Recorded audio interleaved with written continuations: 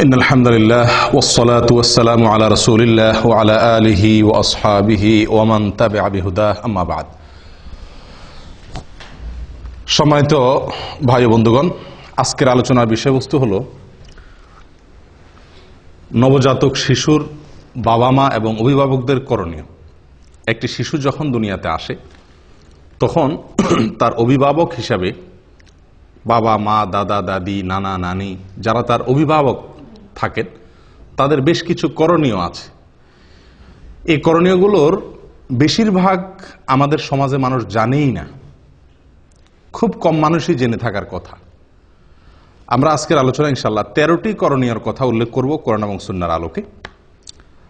এই 13টি করণীয়র আমার মনে হয় যে 10টি করণীয় সম্পর্কে আমাদের সমাজের বেশিরভাগ লোক জানেই না, ধারণাই নেই করবে কি।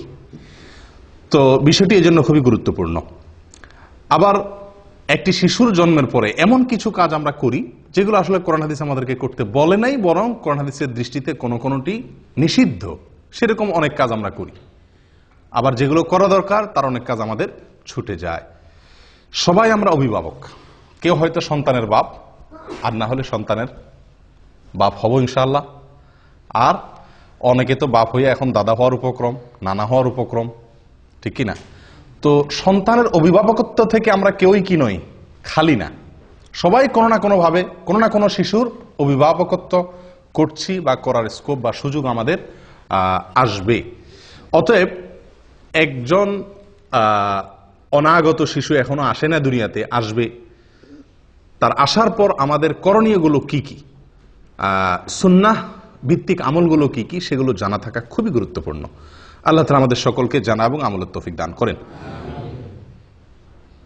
প্রিয় ভাইরা, আমরা বিভিন্ন কোরআন এবং হাদিস ঘেটে মোটামুটি 13টি আমল বের করেছি যে একটি শিশুর জন্মের পর এই 13টি করণীয় একজন অভিভাবকের জন্য, একজন বাবার জন্য, একজন দাদার জন্য, একজন নানার জন্য, একজন মায়ের জন্য এই কাজগুলো করা উচিত। তার ভিতরে সর্বপ্রথম যে কাজটি, সেটি হলো শয়তান থেকে সুরক্ষিত রাখার জন্য শিশুকে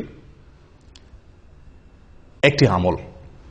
আমরা সবাই জানি বনি আদমের সবচেয়ে বড় শত্রুকে, সবচেয়ে বড় শত্রু শয়তান। যার সঙ্গে আমাদের শত্রুতা শুরু হয়েছে সেই জান্নাত থেকে বের হওয়ার ঘটনাকে কেন্দ্র করে, তখন থেকে সে ঘোষণা দিয়ে আমাদের সঙ্গে শত্রুতা শুরু করছে।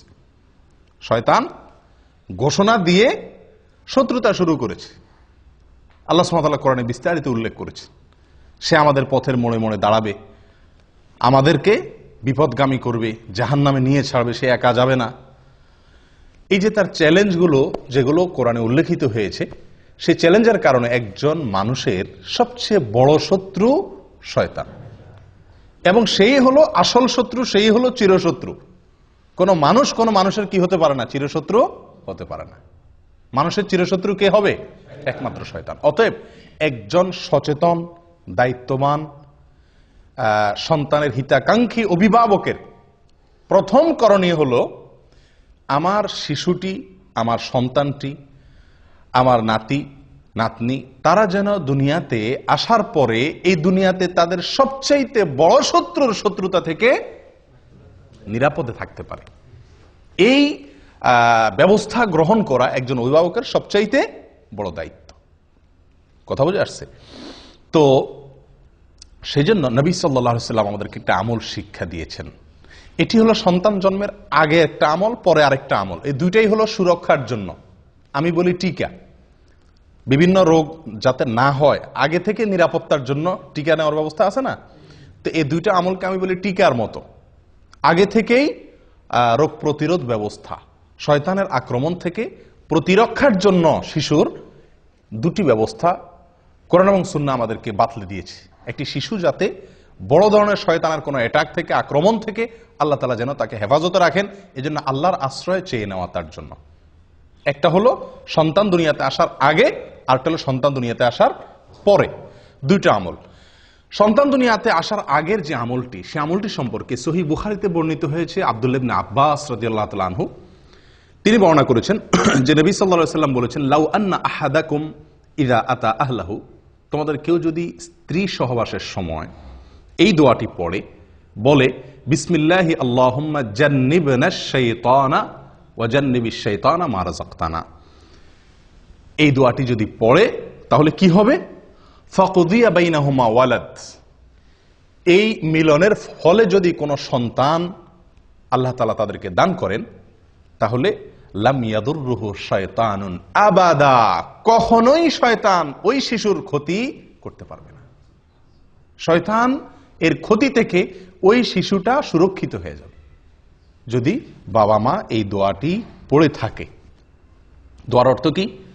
আল্লাহুম্মা জান্নিবনাশ শায়তানা, আল্লাহ আমাদেরকে শয়তান থেকে আপনি হেফাজত করেন, নিরাপদে রাখেন। ওয়া জান্নিবিশ শায়তানা মা রাযাকতানা, আর আমাদেরকে যে শিশু, যে সন্তান আপনি দিবেন, রিজিক হিসাবে দান করবেন, সেই শিশু, সেই সন্তানকেও আপনি শয়তানের আক্রমণ থেকে হেফাজত করবেন। এই দোয়া যদি কেউ পড়ে তো আল্লাহ সুবহানাহু ওয়া তাআলা ওই সন্তানকে আজীবন কখনোই শয়তানের বড় কোনো আক্রমণ, বড় ধরনের কোনো ক্ষতি, তাকে মুরতাদ বানায় দেওয়া, অমানুষ করে দেওয়া, একেবারে বিপদগামী করে দেওয়া, এরকম বড় দায় কোনো ক্ষতি তার করবে না ইনশাআল্লাহ। প্রিয় ভাইরা, একটি আমল আমরা পেয়ে গেলাম। সন্তান দুনিয়াতে আসার আগেই বাবা মা যদি এই আমলটি করে তাহলে তার সন্তানের জীবনের বিরাট বড় একটি সুরক্ষা হয়ে গেল, একটা প্রতিরক্ষা ব্যবস্থা হয়ে গেল। আমল নাম্বার 2, সন্তান জন্মগ্রহণের পরে বাবা মা যেই সন্তানের কাছে থাকবে অথবা দূরে, কাছে হলে বেশি ভালো, কাছে থাকবে বা দূরে, বাবা হোক মা হোক যে কেউ এই আমলটি করবে, আর সবাই মিলে করলে তো সবচেয়ে ভালো। আমলটি হলো, এটাও আল্লাহর আশ্রয় প্রার্থনা। আপনি কোন দিন সন্তান আল্লাহ তাআলা কবুল করছেন, কোন দিন দোয়া পড়ছেন না পড়ছেন খোঁজ খবর নাই, মুজদিস নাই হয়তো, তো আল্লাহ তাআলা দ্বিতীয় ব্যবস্থা রাখছেন। প্রথম টিকা যদি মিস হয়ে যায় তো দ্বিতীয় টিকা আপনি ধরবেন। সেটা হলো সন্তানের জন্মের পরে আপনি আল্লাহর কাছে আশ্রয় চেয়ে নেবেন, ওই একই আশ্রয়, শয়তানের আক্রমণ থেকে। এক্ষেত্রে 2টি বর্ণনা আমরা পাচ্ছি। এক হলো আল্লাহ সুবহানাহু ওয়া তাআলা সূরা আলে ইমরানের ভিতরে ইমরানের স্ত্রীর ঘটনা বর্ণনা করেছেন। ইমরানের স্ত্রীকে ঈসা আলাইহিস সালামের নানি, মারিয়াম এর মা। যখন মারিয়াম তার গর্ভে এসেছিল তখন তিনি আল্লাহর কাছে ফরিয়াদ করেছিলেন। কি ফরিয়াদ? তিনি বলেছেন, ওয়া ইন্নী সাম্মাইতুহা মারিয়াম ওয়া ইন্নী উঈযুহা বিকা ওয়া যুররিয়াতাহা মিনাশ শাইতানির রাজীম। আল্লাহর কাছে দোয়াটা পছন্দ হয়েছে। সন্তান ভূমিষ্ঠ হওয়ার পরে মারিয়াম এর মা, মারিয়ামের মা দোয়া করেছেন। মারিয়ামের মা দোয়া করেছেন, ইমরানের স্ত্রী, সূরা আলে ইমরান যে কোরআনে বর্ণিত হয়েছে না, এই ইমরানের স্ত্রী ঈসা আলাইহিস সালামের নানি, তিনি দোয়া করেছেন, আল্লাহ যে শিশু আপনি দান করছেন আমাকে, এর নাম আমি মারিয়াম রাখলাম, আর একে আমি আপনার কাছে এর জন্য আশ্রয় চাই। আল্লাহ আপনার আশ্রয় আমি প্রার্থনা করি, আমার এই সন্তানের জন্য আপনি আশ্রয় দিয়েন। কোত্থেকে? শয়তানের শয়তানি থেকে, শয়তানের শয়তানি থেকে আমার এই মেয়েকে এবং এই মেয়ের যত বংশধর আছে আসবে তাদের সবাইকে আপনি শয়তানের শয়তানি থেকে কি দিয়েন? আশ্রয় দিয়েন। দোয়াটি কি করছেন? মারিয়ামের মা। আপনারা আলহামদুলিল্লাহ সবাই মোটামুটি মক্কা মদিনা গেছেন, তাই না? আমাদের দেশ থেকেও হাজিরা আসলে, এখান থেকেও হাজিরা গেলে মরিয়ম ফুল কিনে, দেখছেন আপনারা? মরিয়ম ফুল কিনে। কেন মরিয়ম ফুল কিনে? আবার ওই কি মরিয়ম খেজুরও একটা আছে সম্ভবত, না? মরিয়ম খেজুর কিনে, মরিয়ম ফুল কিনে। কেন? ওই যে মারিয়াম আলাইহিস সালাম, তার গর্ভে আল্লাহ সুবহানাহু ওয়া তাআলা কুদরতিভাবে যে সন্তান দিয়েছিলেন ঈসা আলাইহিস সালামকে, তার জন্মটা হয়েছে একমাত্র মানে সরাসরি আল্লাহর কুদরতে, তাই না? এবং তার বর্ণনা আল্লাহ কোরআনে উল্লেখ করেছেন। তিনি গাছের সাথে হেলান দিয়ে বসেছিলেন, খেজুর গাছের সাথে। আল্লাহ বলছেন ধাক্কা দিয়েছেন, খেজুর পড়ছে, তিনি সেখান থেকে খাইছেন। আল্লাহ তাআলা খুব সহজে গর্ভ খালাস করে দিয়েছেন।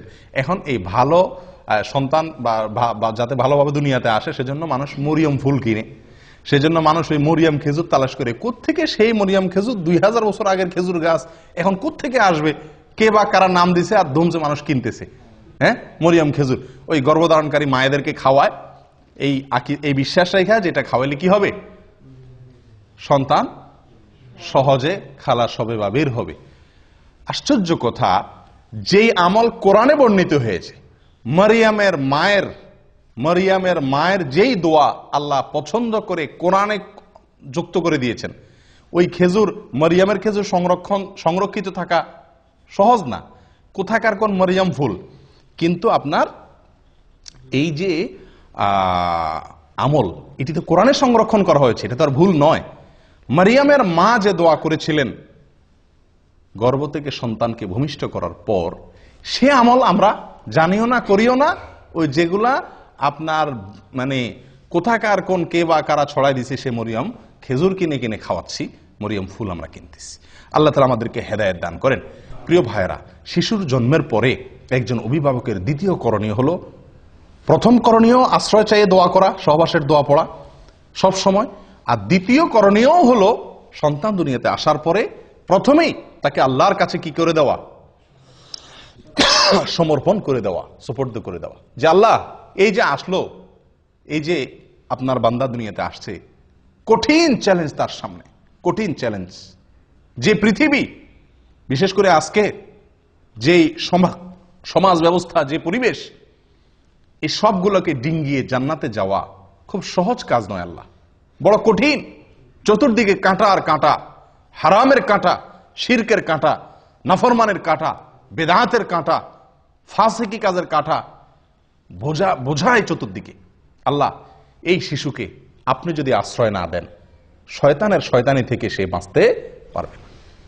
একজন দায়িত্বশীল অভিভাবকের এই জন্য দ্বিতীয় করণীয় হলো এই দোয়াটি পাঠ করা, শয়তানের আশ্রয় থেকে প্রার্থনা করে মারিয়ামের মা যেরকম দোয়া করছেন সেরকম দোয়া করা।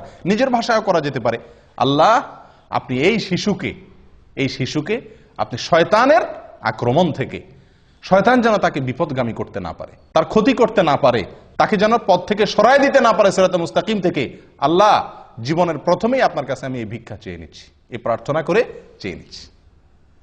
কয়জন করছি আমরা আমলটা? হয়তো শুনছিও প্রথম, ঠিক না? আচ্ছা, এই গেল তো মারিয়ামের মায়ের আমল। কোরআনে আল্লাহ যেটা উল্লেখ করেছেন, তিনি দোয়া করেছেন আল্লাহর কাছে যে আল্লাহ আমি এই শিশুকে আপনার কাছে এবং তার যত বংশধর আসবে তাদের সবাই যেহেতু আমাদেরই বংশধর হবে, তো তাদের সবাইকে আপনি শয়তানের আক্রমণ থেকে হেফাজত করিয়েন। আল্লাহ সুবহানাহু ওয়া তাআলা রক্ষা করছেন। আল্লাহ তাআলা কি করছেন? রক্ষা করছেন। সুবহানাল্লাহ। মারিয়ামের সন্তান ঈসা, এদেরকে আল্লাহ তাআলা কি করছেন? শয়তানের আক্রমণ থেকে রক্ষা করেছেন। কোরআনে তার উল্লেখ আছে, কোরআন এবং সুন্নাতে তার উল্লেখ আছে। শয়তান যে কোনো শিশুর মৃত্যুর পরে একটা অ্যাটাক করে, জন্মের পরে একটা আক্রমণ করে। আল্লাহ সুবহানাহু ওয়া তাআলা সেখান থেকে হেফাজতে রাখেন। বিস্তারিত অনেক আলোচনা এখানে আছে, সেদিকে যাচ্ছি না। এই আমলটার দ্বিতীয় সূত্র নেন নবী সাল্লাল্লাহু আলাইহি সাল্লামের আমল থেকে। এটিও সহিহ বুখারীতে বর্ণিত আছে এবং আব্দুল্লাহ ইবনে আব্বাস রাদিয়াল্লাহু আনহু বর্ণনা করেছেন। নবী সাল্লাল্লাহু আলাইহি সাল্লাম যখন হাসান এবং হোসেন রাদিয়াল্লাহু তাআলা আনহুমার জন্ম হয়েছিল, তার নাতি হাসান এবং হোসেন রাদিয়াল্লাহু তাআলা আনহুমার জন্ম হয়েছিল, তখন তিনি একটা দোয়া পড়ছেন। কি দোয়া পড়ছেন? জন্মের পরে বলতে একেবারে জন্মের পরপরই করছেন এমনটা হাদিস থেকে পরিষ্কার বোঝা যায় না অবশ্য। তাদের জন্য তিনি আশ্রয় প্রার্থনা করতেন, দোয়া করতেন।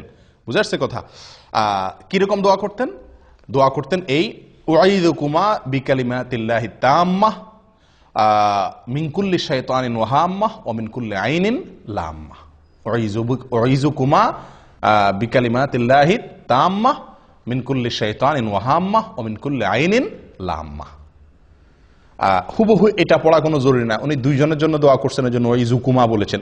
এটা জন্মের পরপরই করতে হবে, এটা জরুরি না। বাকি জন্মের পরে যে কোনো সময় শিশুর জন্য এই দোয়াটি করা অভিভাবকের। দোয়াটির অর্থ হলো এই, আমি হে শিশু তোমাকে আল্লাহর আশ্রয় চাই, অথবা হে আল্লাহ আমি আশ্রয় চাই এই শিশুর জন্য আমি আপনার আশ্রয় চাই দুটি বিষয় থেকে। এক হলো শয়তানের আক্রমণ থেকে, যেটা মারিয়ামের মা দোয়া করছিলেন। আরেকটা নবী সাল্লাল্লাহু আলাইহি ওয়াসাল্লাম যোগ করছেন, সেটা কি? বদনজর থেকে। শিশুদের প্রতি একটু বদনজরটা বেশি লাগে, এটাই বাস্তবতা। তো নবী সাল্লাল্লাহু আলাইহি ওয়াসাল্লাম তার নাতি হাসান হোসেনের জন্য দোয়া চেয়ে নিয়েছিলেন যেন আল্লাহ তাআলা তাদেরকে শয়তান থেকে কি করেন? হেফাজতে রাখেন এবং বদনজর থেকে হেফাজতে রাখেন। তাহলে আমরা দ্বিতীয় আমল পেয়ে গেলাম তো আলহামদুলিল্লাহ, যে সন্তানের জন্মগ্রহণের পরে সুবিধা মতো আল্লাহর কাছে কি চেয়ে নিব? তার জন্য শয়তান থেকে আশ্রয় চেয়ে নেব ইনশাআল্লাহ। করবেন তো আমলটা? আল্লাহ চান তো? আল্লাহ তাআলা তৌফিক দান করেন।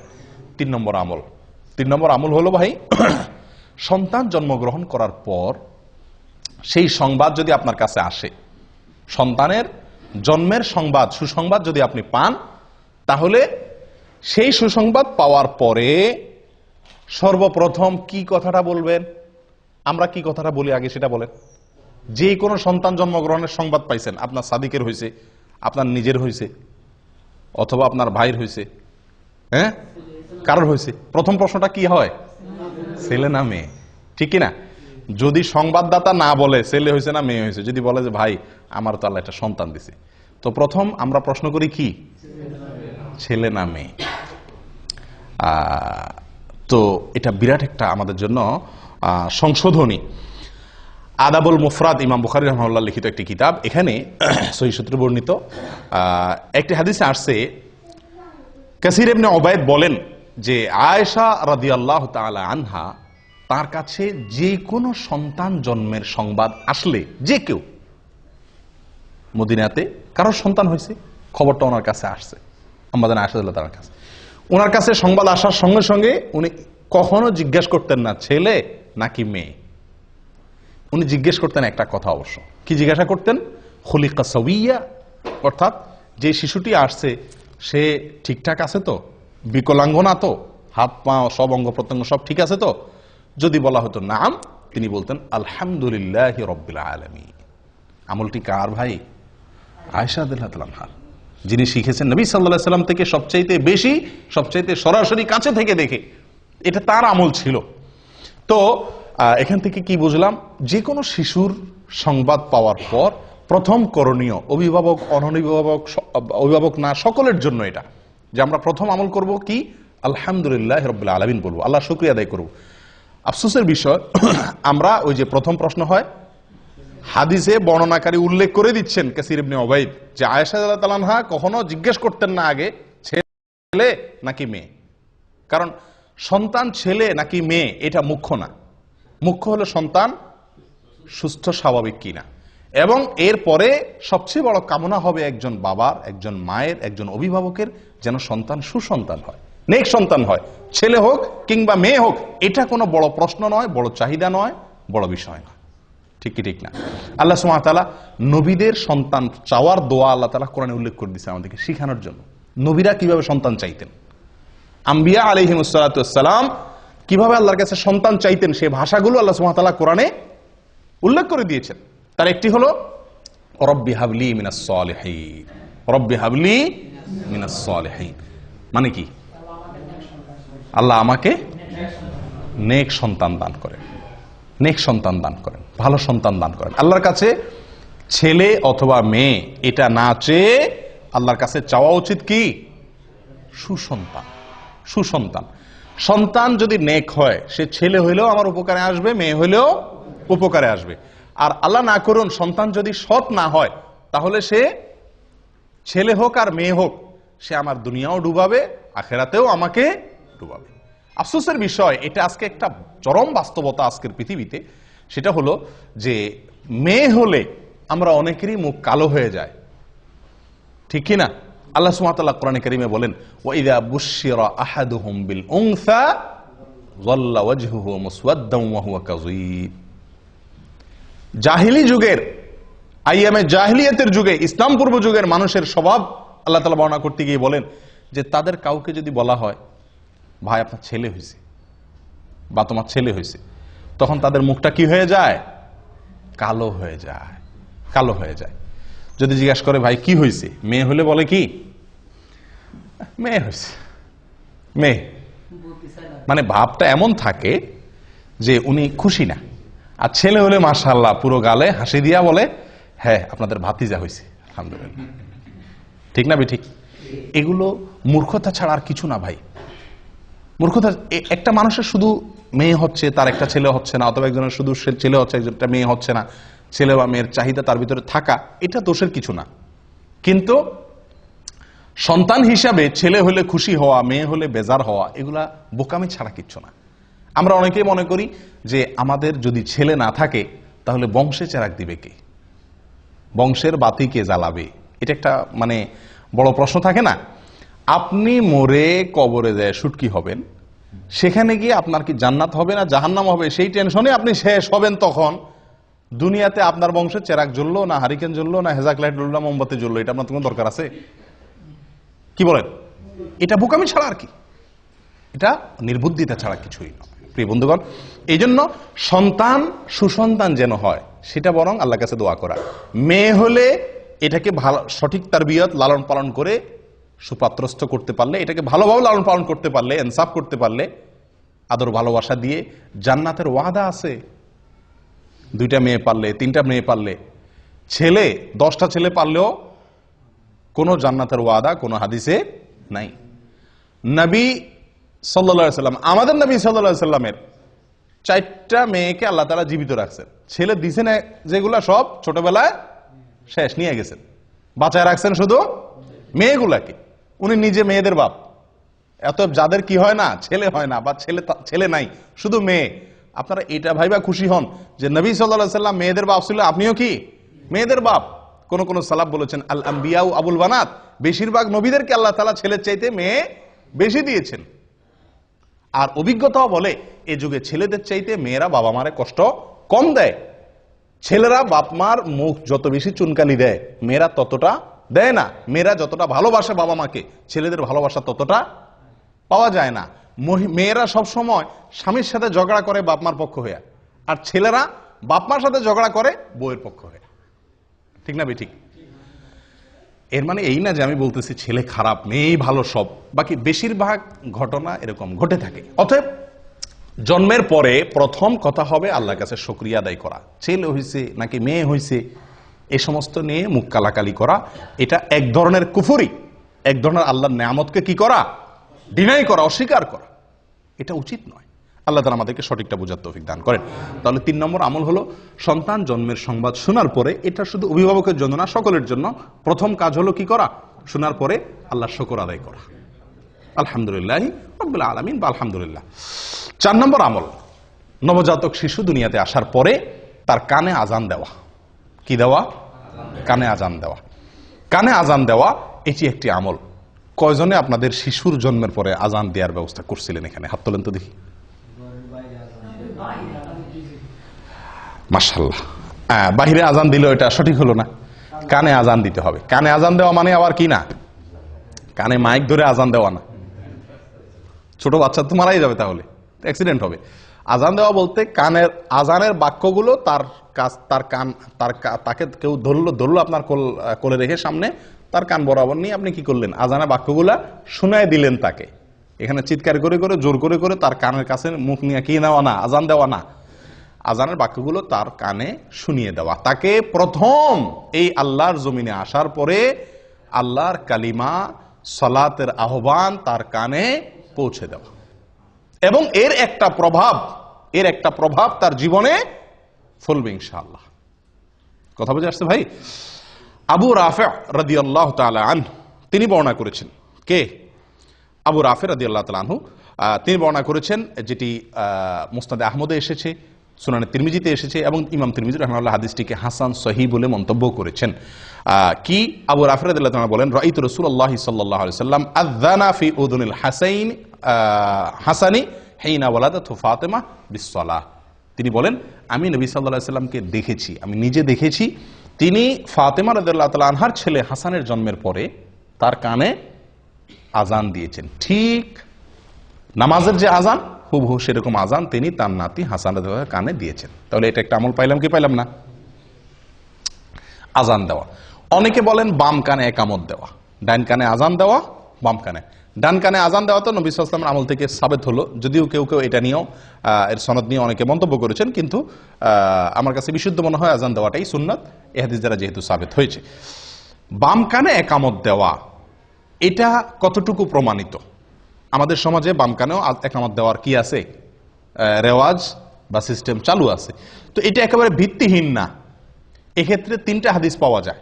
একটা হাদিস যেটা পাওয়া যায় সেটাকে জাল বলেছেন মুহাদ্দিসিন ইকরাম অনেকে, হাদিসটি ভিত্তিহীন।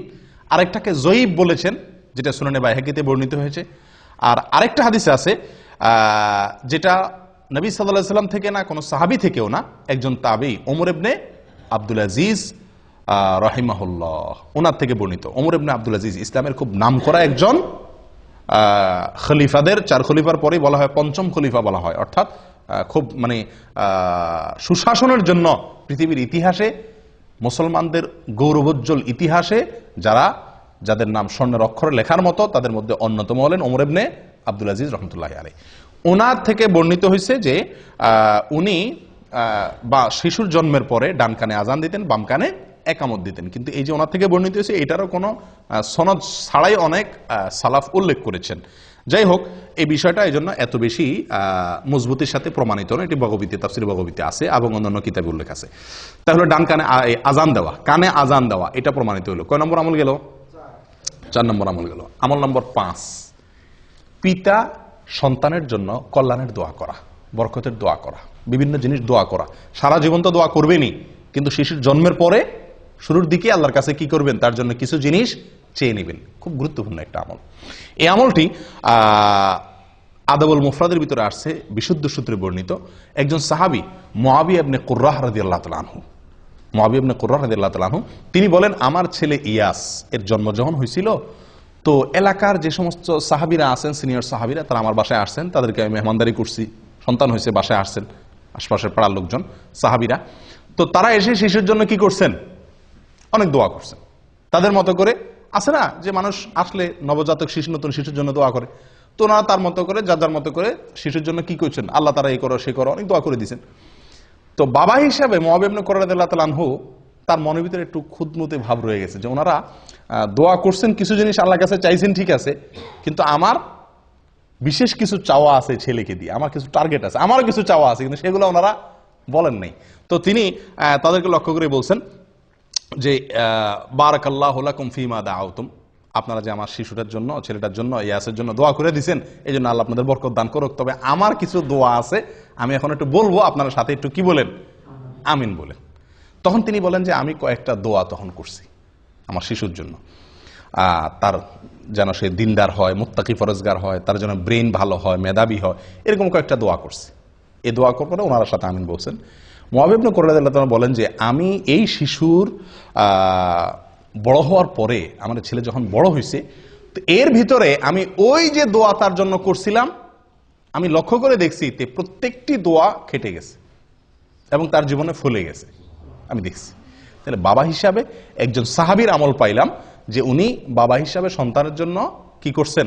বিভিন্ন জিনিস আল্লাহর কাছে শুরুতেই চেয়ে নিয়েছেন। কয় নম্বর আমল গেল? 5 নম্বর। আমল নম্বর 6, তাহনিক করা। কি করা ভাই? তাহনিক। তাহনিক করছেন আপনারা কেউ শিশুর জন্য? কজন তাহনিক করছেন বলেন? হয়তো নামই শুনছেন প্রথম, ঠিক না? এটি একটি আমল, এটি একটি আমল এবং সুন্নাত। এটি বিলুপ্ত আমলগুলোর মধ্য থেকে একটি আমল। তাহনিক হলো শিশুর জন্মের পরে তার মুখে প্রথম খাবার হিসাবে মায়ের বুকের শাল দুধ খাবে, ওটা তো ঠিক আছেই। আর এর বাইরে খেজুর চাবায়া মুখের লালাতে হালকা ভেজার পরে তার মুখে একটু দেওয়া, যাতে করে রসটা যায় তার মুখে, সে যাতে চেটে খেতে পারে, বাস এরকম করে। আবার খেজুর কোনো অংশ দিলে তো গলা আটকিবে, ছেলে বাচ্চার জন্য কষ্ট হবে, ক্ষতি হবে, সেটা না। মুখের ভিতরে চাবায়া ওইটাকে ভিজায়া তার মুখে দেওয়া, যাতে করে সে শুধু রসটুকু, সামান্য একটু রস চেটে নিতে পারে, খেতে পারে, এটাকে বলা হয় তাহনিক। আয়েশা রাদিয়াল্লাহু তাআলা আনহা বলেন, সহিহ মুসলিমে বর্ণিত আছে, নবী সাল্লাল্লাহু আলাইহি সাল্লামের যুগে যত শিশুর জন্ম হতো সবাই তার কাছে নিয়ে আসতেন, আনলে তিনি ওই শিশুর জন্য দোয়া করতেন বরকতের, এবং যেদিন হয়তো সেদিনই সাধারণত আপনার, এবং তার জন্য কি করতেন? তাহনিক করে দিতেন। কি করে দিতেন? তাহনিক করে দিতেন। কে? নবী সাল্লাল্লাহু আলাইহি সাল্লাম। তাহলে বোঝা গেল আমলটা নবী সাল্লাল্লাহু আলাইহি সাল্লাম থেকে প্রমাণিত এবং এটা সুন্নাত। এখন একটা কথা হলো, আমাদের যুগে তো কি নাই? নবী সাল্লাল্লাহু আলাইহি সাল্লাম নাই। তাহলে আমাদের শিশুর তাহনিক কে করাবে? খেজুর দিয়ে তার তাহনিকটা কে করাবে? তো এটা নিয়ে অনেক ওলামায়ে কেরাম বলেন, আপনার যুগে যে কোনো নেককার, পরহেজগার, মুত্তাকি, ইমাম সাহেব, কোনো আলেম, কোনো ভালো মানুষ তার কাছে নিয়ে যাবেন, তাকে দিয়ে তাহনিক করাবেন। বুঝে আসছে কথা? অন্য অনেক ওলামায়ে কেরাম বলেন না, নবী সাল্লাল্লাহু আলাইহি সাল্লাম তাহনিক করেছেন, ওনার পরে কোনো সাহাবীর কাছে আর কেউ নিয়ে গেছেন বলে খুব একটা প্রমাণ হয় না। অতএব অন্য কারোর কাছে নেওয়া জরুরি না। বাপ মা, দাদা দাদি, নানা নানি যারাই থাকবেন আশেপাশে তারাই কি করে দিবেন? তাহনিক করে দিবেন। এটা সুন্নাত। তাহলে এই তাহনিকের যে আমলটা, এই আমলটাও আমাদের সমাজ থেকে একেবারেই প্রায় বিদায় হয়ে গেছে বললে ভুল হবে, এটা তো নাই। একটা হলো আগে থেকে ছিল, এখন নাই।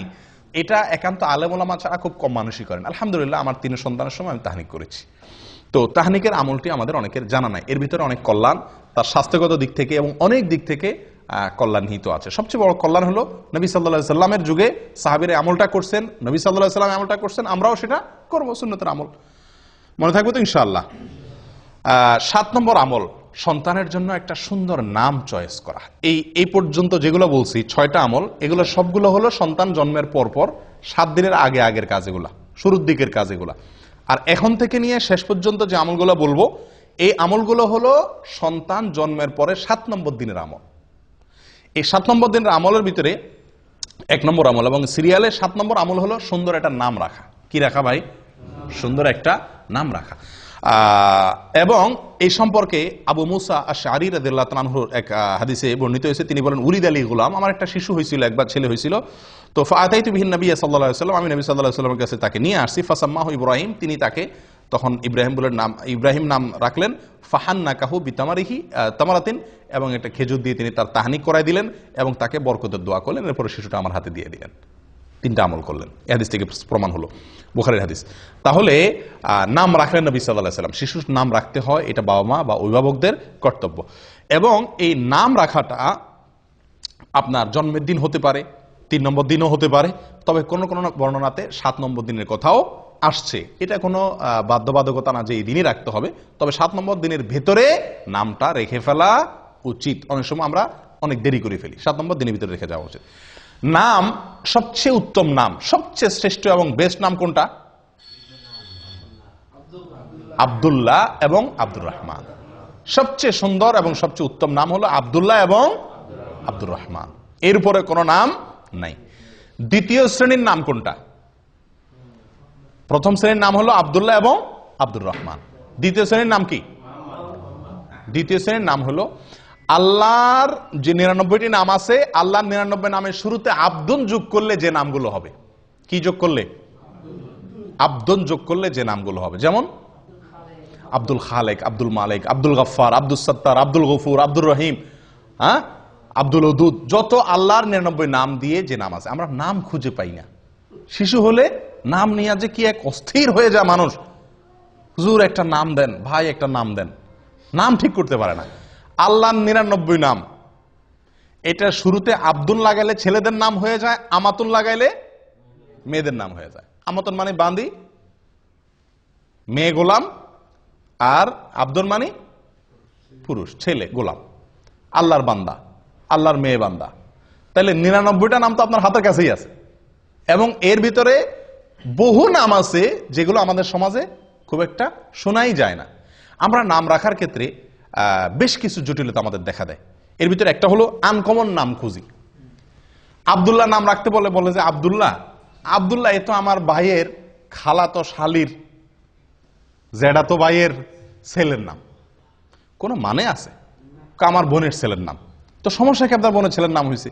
আপনারা দেখেন এদেশের একটা কালচার আছে, বাপের নামও আব্দুল্লাহ, ছেলের নামও আব্দুল্লাহ, দাদার নামও আব্দুল্লাহ, নাতির নামও আব্দুল্লাহ।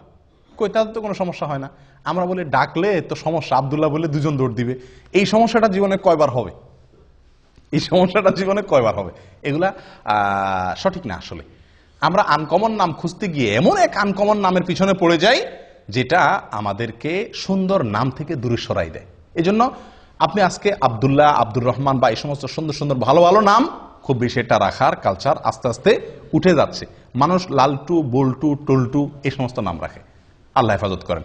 সুন্দর একটা নাম রাখা, এটা সন্তান, নবজাতক সন্তান ভূমিষ্ঠ হওয়ার পরে বাবা মায়ের বা অভিভাবকদের করণীয়র ভিতরে অন্যতম প্রধান একটি করণীয়। মনে থাকবে তো ইনশাআল্লাহ। আমাদের দেশের নামের ভিতরে আরো অনেকগুলো সমস্যা আছে। তার ভিতরে একটা হলো যে একজনের 3টা-4টা করে নাম থাকে। একজনের কয়টা করে নাম থাকে? 3টা-4টা করে নাম থাকে, এবং সবগুলো আলাদা আলাদা নাম। সব নামগুলো কি আলাদা আলাদা নাম। আমি কি বুঝাতে পারছি? যেমন ওমর ফারুক। আচ্ছা, এটা আরেক সমস্যা, সেখানে আমি আসতেছি। তার আগে একটু বলে নিই যে একজনের 3-4টা নাম লাগে। যেমন মোহাম্মদ আলী, মোহাম্মদ আলী, 2টা নাম কিন্তু এখানে। একটা নবীর নাম, নবী সাল্লাল্লাহু আলাইহি সাল্লামের নাম, আর একটা হলো নবী সাল্লাল্লাহু আলাইহি সাল্লামের চাচাতো ভাইয়ের নাম, জামাইয়ের নাম, ঠিক কি না? 2 জনের নাম একজনে দখল করছে, ঠিক কি না? এভাবে আমাদের দেশে যত নাম পাবেন বেশিরভাগ নামগুলো একজনের 3টা-4টা নাম। এটা একটা ভুল কালচার। এটাতে কোনো মানে কোরআন হাদিস অশুদ্ধ হয়ে যাবে, আলোকে অশুদ্ধ হয়ে যাবে, বা এটা কারণে আপনার কোনো গুনাহ হয়ে যাবে এরকম না, কিন্তু এটা মানে সঠিক না। নাম থাকবে কি একটা, নাম থাকবে একটা, সেটা যেটাই হোক। হ্যাঁ, তার সাথে বাবার নাম যুক্ত হতে পারে, তাহলে 2টা হলেও সমস্যা নেই। দাদার নাম যুক্ত হয়ে 3টা হলেও কি নাই, দোষের কিছু নেই। কিন্তু আপনার একারই নাম কি 3টা। এখন তার নাম হলো মোহাম্মদ আলী, তার বাবার নাম হলো আব্দুল গফুর, তাহলে মোহাম্মদ আলী, আব্দুল গফুর, দাদার নাম আরেকটা লোগান, তাহলে 4টা-5টা নাম হয়ে গেল। 3 জনের মিলায় 4-5টা নাম। আর ভাগ্য ভালো হের বাপের নাম আব্দুল গফুর, হের বাপের নাম যদি হয়তো কি শরবত আলী, তাহলে তার মধ্যে তো আরো 2টা নাম হইতো, ঠিকই না? তো এগুলো মানে এক ধরনের ভুল। নাম যে কোনো একটা নাম রাখা উচিত। এক্ষেত্রে একটা কালচার আমাদের সমাজে যেভাবেই হোক ঢুকে গেছে শিয়াদের প্রভাবের কারণে। এককালে হয়তো আমাদের দেশের নামগুলো রাখার ক্ষেত্রে শিয়াদের একটা ভূমিকা ছিল, তাদের কাছ থেকে হয়তো দিন শিখছে, আফগান থেকে বা মোগল আমলে শিয়াদের একটা প্রভাব ছিল। আমাদের দেশে বেশিরভাগ নামের সঙ্গে আপনার নামের শেষে আপনারা দেখবেন হয় আলী, নয় হাসান, নয় হোসেন। খেয়াল করছেন আপনারা? এখানে যদি এখন যাচাই করি আমরা, তো আমার মনে হয় শতকরা 30 জন মানুষের নামের শেষে হয় হাসান আছে, নয় হোসেন আছে, আর না হয় আলী আছে, ঠিকই না? ভাই হাসান হোসেন আলী থাকাতে তো সমস্যা নাই। সমস্যা যেখানে সেটা হলো অন্য কোন সাহাবীর নাম তো আর রাখেন না, শুধু এই 3 জনের নাম রাখেন কেন? এটা তো শিয়াদের চিন্তা। শিয়ারা এই 3 জনকে শুধু মুসলমান মনে করে, অন্য সব কাফের সাহাবীদেরকে কি মনে করে? কাফের মনে করে। নাউজুবিল্লাহ। তো আপনি শুধু 3 জনেরটাকে রাখবেন আর কারোরটা রাখবেন না, এটা তো বোঝা যায় যে তাদের যে শত্রুতার কালচার শিয়াদের, সেটা আপনার ভেতরে আছে, আল্লাহ মাফ করে।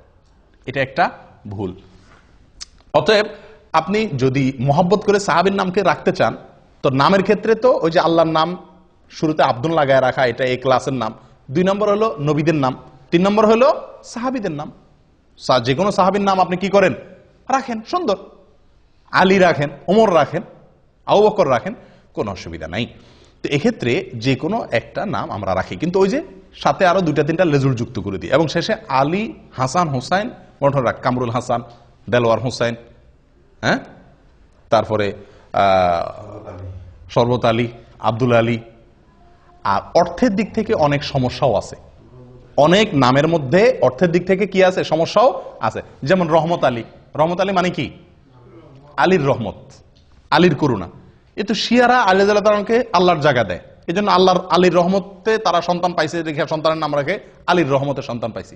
আমরা তো এটা বলতে পারি না। হ্যাঁ, আল্লাহ সুবহানাহু ওয়া তাআলার গুণবাচক নামের ভিতরে একটা হলো আলী। আপনি সেই দৃষ্টিকোণ থেকে রাখলে সেটা ঠিক আছে, কিন্তু মানুষ আসলে বুঝেও না কি রাখে, এটা একটা সমস্যা। আরেকটা সমস্যা হলো যেটা উনি বলছেন, ওমর ফারুক। এখানে ফারুক এটা হলো ওমর রাদিয়াল্লাহু তাআলার একটা কি, একটা উপাধি। এটা শুধু ওনার জন্য খাস। আপনি ওমর ফারুক কোন ইয়ের জন্য আপনার সন্তানের জন্য রাখলে সেটা কি হলো না, এটা খাটলো না। আপনি যদি রাখতে চান ওমর রাদিয়াল্লাহু তাআলাকে মহব্বত করে, তা আপনি ওমর রাখেন, কিন্তু ওনার উপাধি আপনার সন্তানের জন্য আপনি জুড়ে দিবেন, এটা সঠিক না। ঠিক একইভাবে আবু বকর সিদ্দিক নাম বেশিরভাগ মানুষ এভাবে রাখে না, ওসমান গনি, ওসমান গনি এভাবে রাখে। তো এরকম আরো বহু সাহাবী আছেন, আবু আইয়ুব আনসারী, এভাবে যুক্ত করে সাহাবীদের নামের সঙ্গে তাদের যে আলাদা পরিচয় আছে ওইটাও আবার যুক্ত করে। ভাই কারোর পরিচয় কেউ কি করতে পারে না, গ্রহণ করতে পারে না, ওইটাকে আলাদা নাম হিসাবে নেন, ঠিক আছে। আপনি কথার কথা মরহুম শেখ মুজিবকে আপনি খুব মহব্বত করেন, আছে না অনেক লোক যে শেখ মুজিবকে মহব্বত করেন দেখে তার নামে সন্তানের কি করেন, নামকরণ করেন। তো মরহুম শেখ মুজিবকে মহব্বত করে আপনি ছেলের নাম যদি মুজিবুর রহমান রাখেন, আপনারা কেউ বাধা দিবে? কিন্তু আপনি যদি ছেলের নাম রাখেন বঙ্গবন্ধু মুজিবুর রহমান, তাহলে মানুষ আসবে না? এটা তো খাটলো না। বঙ্গবন্ধু তো ওনার টাইটেল, এটা তো আর কারোর জন্য আসবে না, নামটা সবার জন্য আসতে পারে। ঠিক একইভাবে আরো যে সমস্ত রাজনৈতিক নেতা আছেন, অন্যান্যরা আছেন, সব ক্ষেত্রে প্রযোজ্য হবে, ঠিক না? ঠিক। অতএব এগুলো একটা ভুল। যাই হোক, সুন্দর, অর্থবহ, অর্থের দিক থেকে কোনো খারাপ কিছু নাই এরকম নাম রাখা সবচেয়ে বেস্ট। আল্লাহর নামকে জুড়ে রাখা। 2, নবীদের নাম রাখা। 3, সাহাবীদের নাম রাখা।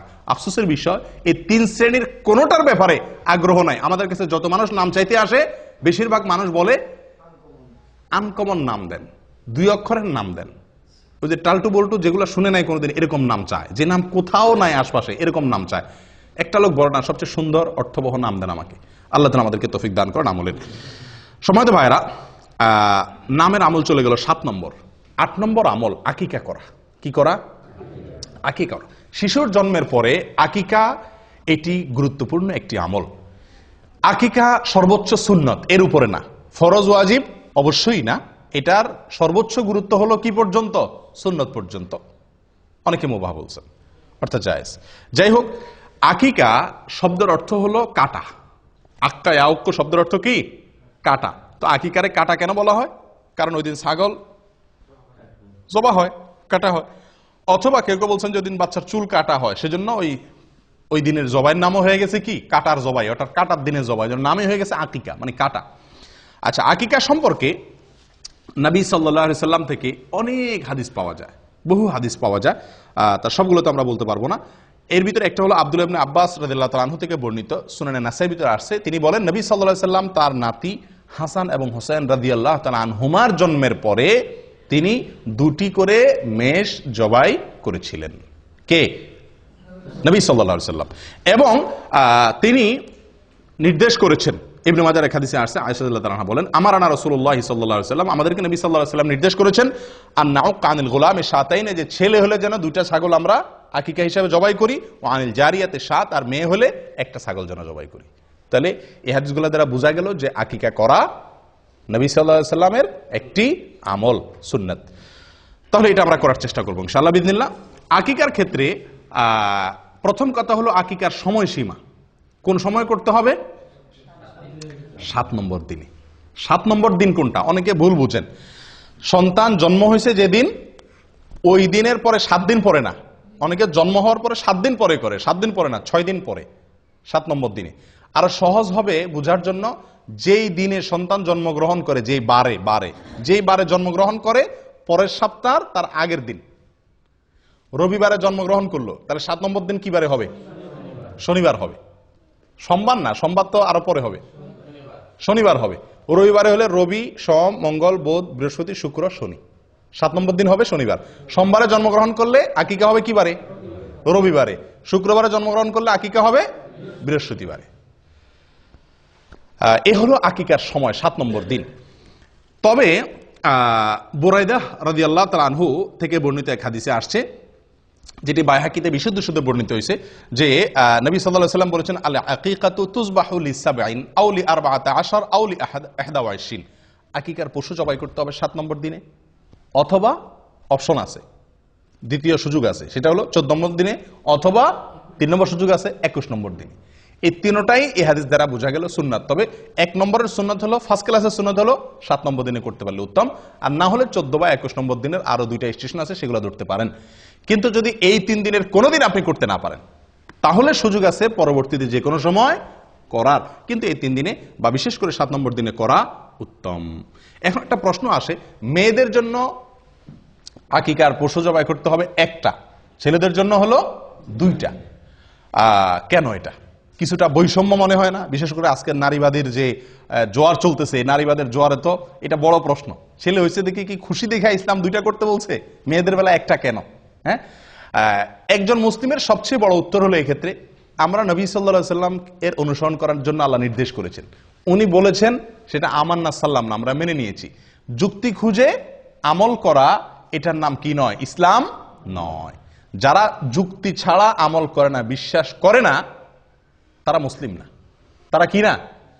যুক্তি ছাড়া বুঝে না। তার আগে যুক্তি দিতে হবে তারে, প্রত্যেকটা কাজ তারপরে সেই করবে। তাহলে এটারে কি বলে না? ইসলাম গ্রহণ বলে না। পৃথিবীতে যখন মানুষ জাহান্নামে যাবে, তখন সবাই ইমানদার হয়ে যাবে। জাহান্নামে যাওয়ার আগে কি হয়ে যাবে? ইমানদার হয়ে। একটা মজার কথা আছে, রসিকতা করে, ধাঁধা আর কি, যে কোন বেঈমান জাহান্নামে যাবে না, কোন বেঈমান জাহান্নামে যাবে না। মানে কি? কোন কাফের কি যাবে না জাহান্নামে? একটি কাফেরও জাহান্নামে যাবে না। মানে কি? কাফের জাহান্নামে যাবে না মানে? তাহলে কে যাবে জাহান্নামে? জান্নাতে ইমানদার জাহান্নামে যাবে। যখন সে জাহান্নামে যাবে তখন আর কেউ কাফের থাকবে না। থাকবে? সে তো জাহান্নাম দেখার পরে সবকিছু বিশ্বাস করবে না? এই দেখার পরে বুঝার পরে এখন সে বিশ্বাস করলে এটার মূল্য আর নাই।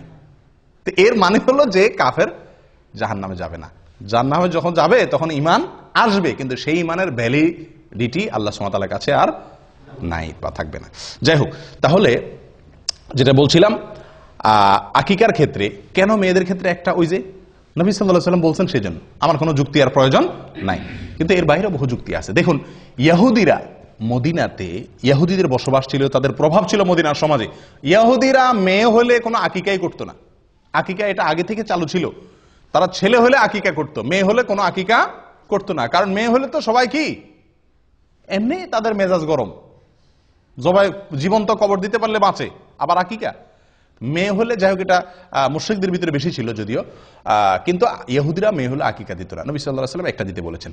এর অনেক কারণ আছে, যৌক্তিক কারণ আছে। সবচেয়ে বড় কারণ হলো নবী সাল্লাল্লাহু আলাইহি ওয়াসাল্লামের নির্দেশ। বাস, অনেক উলামা ইকরাম এর একটা কারণ উল্লেখ করেন যে আকিকার ব্যাপারে এক হাদিসে আসছে, আল আকিকাতু আল গুলামু মুরতাহানুন বিআকিকাতিহি, যে কোনো শিশুর জন্মের পরে তার আকিকার বিনিময়ে সে বন্ধক থাকে আল্লাহর কাছে।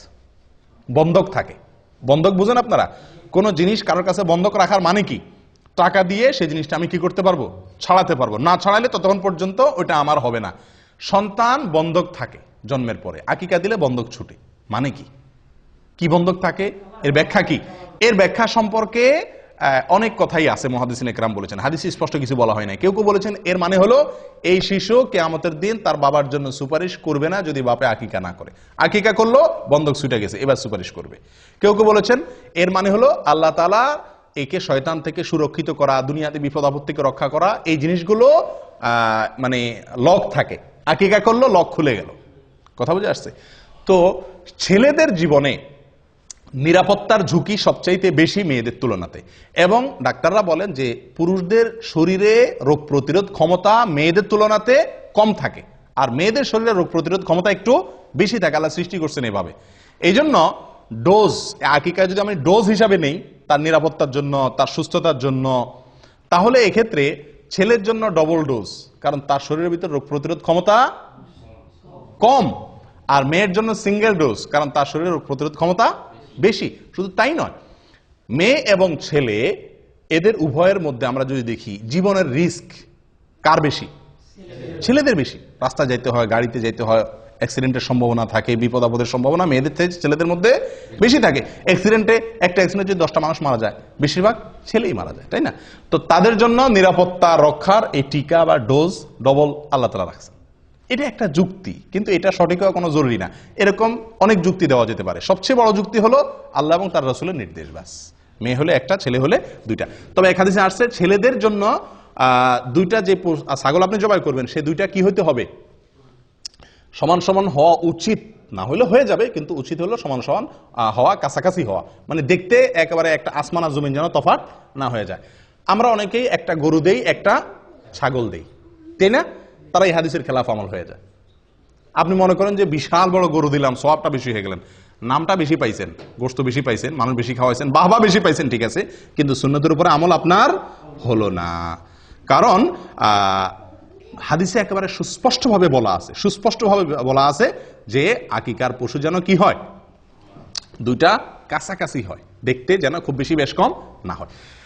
আকিকা কোন পশু দিয়ে দিবেন, এটা একটা বড় প্রশ্ন। এবং কোরবানির সাথে আকিকা মিশানো, এটা আরেকটা বড় প্রশ্ন। দেখুন ভাই, কোরবানির সাথে আকিকা মিলায়া একসাথে দেওয়া যাবে কিনা, একই গরুতে কোরবানি আকিকা মিক্স করে দেওয়া যাবে কিনা, আমাদের দেশের অনেক ওলামা ইকরাম বা বেশিরভাগ ওলামা ইকরাম যাবে বলেন। অথচ হানাফি মাযহাবের একজন প্রসিদ্ধ আলেম, পাকিস্তানের মুফতি রশিদ আহমদ রাহিমাহুল্লাহ, উনি আহসান ফতোয়া, একটা বিরাট বড় ফতোয়ার কিতাব লিখেছেন। এই ফতোয়ার কিতাবে এবং অন্যান্য জায়গাতে তিনি এটার খুব ঘোরতর বিরোধিতা করেছেন, যেটা জায়েজ নাই। খোদ হানাফি মাযহাবের ওলামা ইকরামেরই, আমাদের হানাফি মাযহাবের ওলামা অনেকে বিরোধিতা করেন, এবং এটাকে মোটের উপরে আমরা অ্যানালাইসিস করলে দেখি এই কাজটি সতর্কতামূলক হলো। নবী সাল্লাল্লাহু আলাইহি ওয়াসাল্লাম যেভাবে করছেন ডাইরেক্ট সেভাবে করতে পারা। সেটা কি? ছাগল দেওয়া। ছাগল দেওয়া, কোরবানি গরুর ভিতরে কি না আকিকা মিক্স না করা। কোন কোন দিক থেকে কোরবানির সাথে আকিকার মিল থাকলেও অনেক দিক থেকেই মিল নাই। কোরবানির সময় আকিকার সময় এক না, অনেক দিক থেকে বেশ কম আছে, অনেক দিক থেকে মিল আছে। যাই হোক, তো এই জন্য আকিকা কোরবানির সাথে না মিশাইয়া আলাদা দেওয়া উচিত। এটা একটা বিষয় গেল। আরেকটা বিষয় হলো যে এক গরুতে কোরবানি দিলে আপনি কয়জনের পক্ষ থেকে চলে? 7 জনের। কিন্তু আকিকা দিলে এক, ছেলে হলে একটা।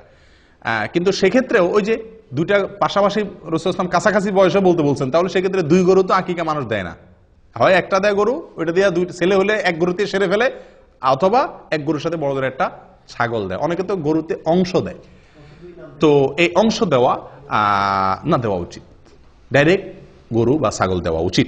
দেখুন ভাই, আকিকার 3টা শ্রেণী আমি বলি। এক হলো আপনি গরুতে 2 নাম দিলেন, এটা হাদিসের থেকে অনেক দূরে হয়ে যায়। এটা সম্পূর্ণ যুক্তি নির্ভর হয়, দলিলের সরাসরি দলিলের সাথে মিলে না। নাম্বার 2, 2টা ছাগল দেওয়া বা 2টা ভেড়া দেওয়া সরাসরি, এটা নবী সাল্লাল্লাহু আলাইহি ওয়াসাল্লাম আমার সাথে মিলে, এটা হলো এই ক্লাসের। আরেকটা হলো যে একটা গরু দিলেন, একটা ছাগল দিলেন, এটা কোন রকমের চলে, বুঝে আসছে কথা? কিন্তু সবচেয়ে উত্তম হলো 2টা ছাগল দেওয়া। আকিকা যদি কেউ দিতে না পারে, সমস্যা আছে? কোনো বিশেষ কোনো অসুবিধা নাই, হারাম না, কারণ এটা ফরজও নয় ওয়াজিবও নয়। কিন্তু বিনা কারণে আকিকা কি করা উচিত না? ছাড়া উচিত না। আমাদের সমাজে অনেক লোক আকিকা দেয় না, অথবা বাপ হইছেন, ছেলের বাপ হইছেন, একটা ছাগল বলে যে একটা ছাগলের টাকা আছে আমার কাছে, সমস্যা আছে? সমস্যা নাই, আপনার যদি সামর্থ্য না থাকলে একটা দিবেন। কিন্তু আমাদের দেশে মানুষের জন্য আমি বলি যে একটা দিলে চলবে না ছেলের বাপ হইলে। কেন? কারণ ছেলের বাপে যদি বলে যে আমার সামর্থ্য নাই, আমার তার সাথে কথা আছে। কেমনে সামর্থ্য নাই আপনার? আপনার সামর্থ্য নাই কেমনে আমার বুঝাই দেন। একজন বাপ সন্তান জন্মের পরে কমের পক্ষে 10 কেজি মিষ্টি কিনা লাগে আমাদের দেশে, লাগে কি লাগে না? হাসপাতালের ডাক্তার, আয়া, দারোয়ান, বাড়ি, শ্বশুর বাড়ি, বন্ধু বান্ধব, আশপাশের প্রতিবেশী দিতে দিতে মিনিমাম 10 কেজি লাগে, আপনার মিষ্টি লাগে। ঢাকা শহরে যদি আপনি মিষ্টি কিনতে যান, 400 টাকা মিষ্টির কেজি। 10 কেজি মিষ্টির দাম কত হয়? 4000 টাকা। 4000 টাকা মোটামুটি একটা ছাগল পাওয়া যাবে কি যাবে না? তো আপনি যদি বলেন যে একটা ছাগলের টাকা আছে আমার কাছে, আমি বলবো আরেকটা ছাগলের টাকা আমি বাইর করে দিচ্ছি। আপনার মিষ্টি খাওয়াইতে বলছে কি? এটা আরেক ভুল। সন্তান জন্মগ্রহণ করার পরে আমরাও ভুল করি, যারা খাওয়াইয়া পাঠি তারাও ভুল করি, আর যে খাওয়ায় সেও ভুল করে। আমরা সন্তান হইলে বা কিছু হইলে বলি কি ভাই মিষ্টি খাওয়ান। আশ্চর্য, শরীয়ত আপনারা বলছে গোশত খাওয়ার অধিকার দিচ্ছে, আপনি গোশত না চাইবেন, আপনি চাইবেন লাহাম, আপনি চান মিষ্টি। এটা বোকামি না? আর যে খাওয়ায় সেও ভুল করে, কারণ সে মিষ্টি খাওয়ালে তো আর আকিকা মাফ নাই। এদিকে মিষ্টি কিনে আবার এদিকে আকিকা কিনে, ডবল খরচ না? আপনার কাছে কেউ মিষ্টি চাইলে আপনি তারা হাইকোর্ট দেখাই দেন, বলে দেন যে আকিকার দিন আইসেন। আকিকার দাওয়াতে মানুষ ভয়ে সাধারণত আসতে চায় না, অতএব আপনার মিষ্টির টাকা বেঁচে যাবে। তো যাই হোক, এই মিষ্টি কিনতে গিয়া সুন্নতের উপর আমল করা অনেক সময় কঠিন হয়ে যায়, এটা ঠিক না, এটা একটা ভুল প্রবণতা। আল্লাহ আমাদেরকে সঠিকটা করার তৌফিক দান করেন। প্রিয় ভাইরা, আকিকার পশু আপনি যখন জবাই করবেন, আকিকার পশু জবাই করবেন, তখন কি দোয়া পড়বেন? বিসমিল্লাহি আল্লাহু আকবার, বিসমিল্লাহি আল্লাহু আকবার, আল্লাহুম্মা লাক ওয়া ইলাইক, আল্লাহুম্মা লাক ওয়া ইলাইক, হাযিহি আকিকাতু, এরপরে বাচ্চার নাম বলবেন, হাযিহি আকিকাতু ফুলান ইবনে ফুলান, হাযিহি আকিকাতু আব্দুল্লাহ ইবনে অমুক, হাযিহি আকিকাতু অমুক ইবনে অমুক। বাংলাও বলতে পারেন বিসমিল্লাহ আল্লাহু আকবার, আল্লাহ এটা আপনার উদ্দেশ্যে করছি, আপনার জন্য, এবং আপনার দিকে এটা প্রত্যাবর্তিত, এই পশু যেটা জবাই করতেছি, এবং এই পশুটা আমার অমুক ছেলের অমুকের, অমুকের ছেলে অমুকের পক্ষ থেকে এটা কি দিলাম, আকিকা করলাম। দোয়া না পড়লেও আকিকা হয়ে যাবে, কিন্তু পড়া সুন্নাত। এটা নবী সাল্লাল্লাহু আলাইহি ওয়াসাল্লামের আমল, যেহেতু বাইহাকিতে বর্ণিত হয়েছে, অতএব এটা আমল করা ভালো। আকিকার গোশত বাপ মা খাইতে পারবে কি পারবে না? পারবে। আমাদের দেশে অনেক বাপ মা খায় না, আকিকার গোশত বাপ মা খাইতে পারবে না। বাপ মা তো আরো বেশি করে খাবে, এত কষ্ট করে সন্তান জন্ম দিছে, তোমরা সবাই মিলে খাইবা, বেচারা কষ্ট না করে তোমরা খাইবা, বেচারা এত কষ্ট করে সন্তান জন্ম দিছে, তো আরো বেশি খাবে, ঠিক না? অনেকে খায় না, এটা ভুল প্রবণতা। অনেকের মধ্যে একটা প্রবণতা আছে, খুব বাজে প্রবণতা, এটা খুব কম জায়গায় আছে যদিও, জাহেলি যুগে ছিল, এত মারাত্মক না, জাহেলি যুগের চাইতে আরো বেশি জাহেলি যুগ। সেটা হলো যে আকিকার পশুর রক্ত কোন কোন এলাকাতে শিশুরে খাওয়ায়, বলে যে রোগ বালাই ভালো হবে। মূর্খতা কোথায় চলে গেছে? আল্লাহ সুবহানাহু ওয়া তাআলা কোরআনে স্পষ্ট বলেছেন, হুররিমাত আলাইকুমুল মাইতাতু ওয়াদ-দামু, আল্লাহ তাআলা রক্তকে হারাম করেছেন। তাহলে সেখানে শিশুরে আপনি খাওয়াচ্ছেন, এবং রক্তের ভিতরে এই যে প্রবাহমান রক্ত, যেটা রক্ত থেকে বের হয়ে আসে, এটা মানুষের শরীরের জন্য বিষের মতো ক্ষতিকর, ভয়াবহ ক্ষতিকর জিনিস। কেন আল্লাহ তাআলা জবাই করে রক্ত বের করে দিতে বলছেন? ডাক্তাররা বলেন, চিকিৎসা বিজ্ঞানীরা বলেন, কারণ কোন পশু যদি জবাই করা ছাড়া এমনি মাইরা খান আপনি, এই রক্ত এগুলা তো বের হলো না। এই গোশত স্বাস্থ্যের জন্য ভয়াবহ রকমের ক্ষতি করে।